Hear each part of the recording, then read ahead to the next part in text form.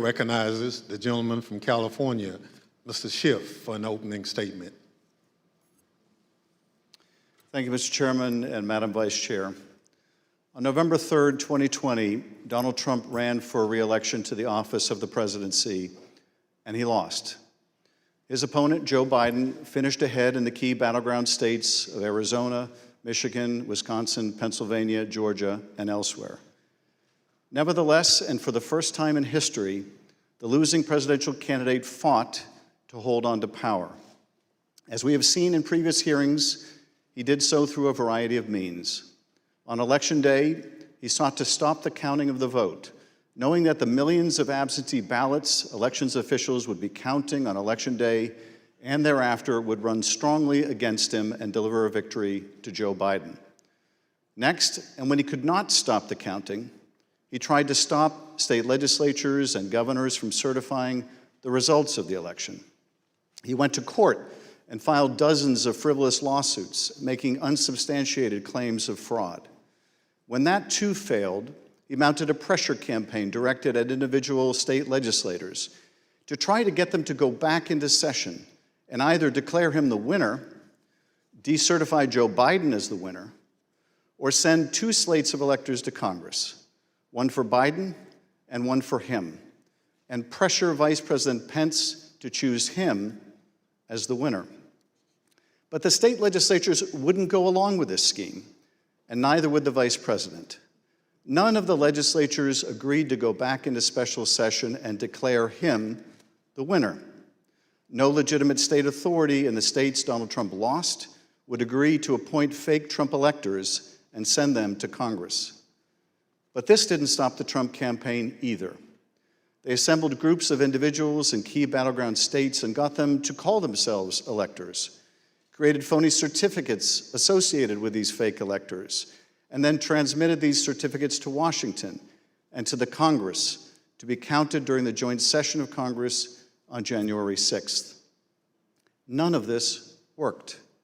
But according to Federal District Judge David Carter, former President Trump and others likely violated multiple federal laws by engaging in this scheme, including conspiracy to defraud the United States.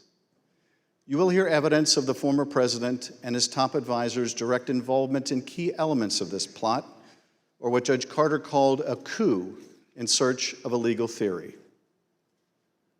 For as the judge explained, President Trump's pressure campaign to stop the electoral count did not end with Vice President Pence. It targeted every tier of federal and state elected officials. Convincing state legislatures, he said, to certify competing electors was essential to stop the count and ensure President Trump's re-election. As we have seen in our prior hearings, running through this scheme was a big lie that the election was plagued with massive fraud and somehow stolen.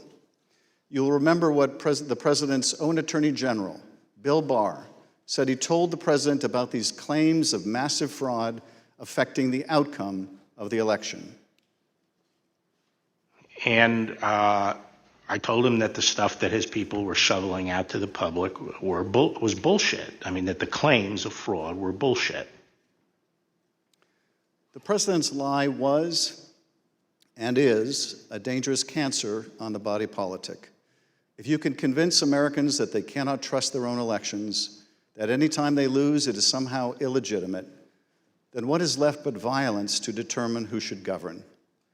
This brings us to the focus of today's hearing.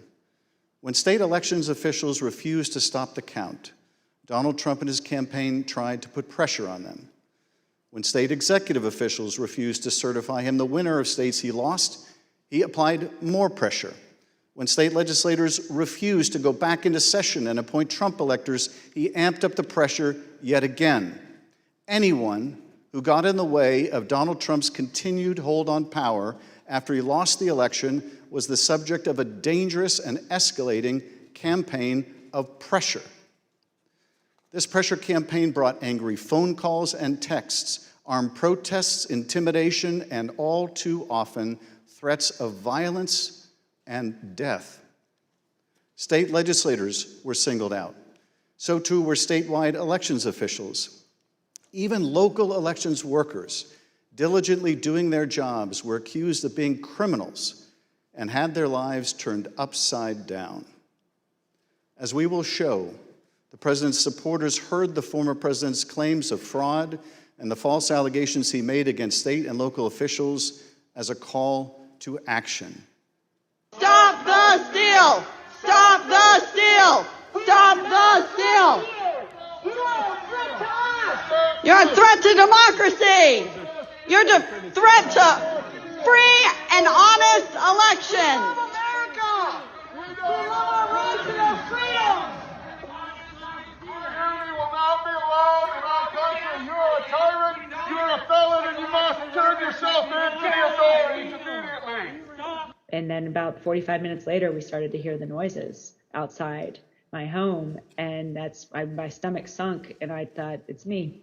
And then it's just, we don't know what's gonna. I mean, the uncertainty of that was what was the fear. Like, are they coming with guns? Are they gonna attack my house? I'm in here with my kid. I'm trying to put him to bed, and so it was. That was the scariest moment, just not knowing what was going to happen.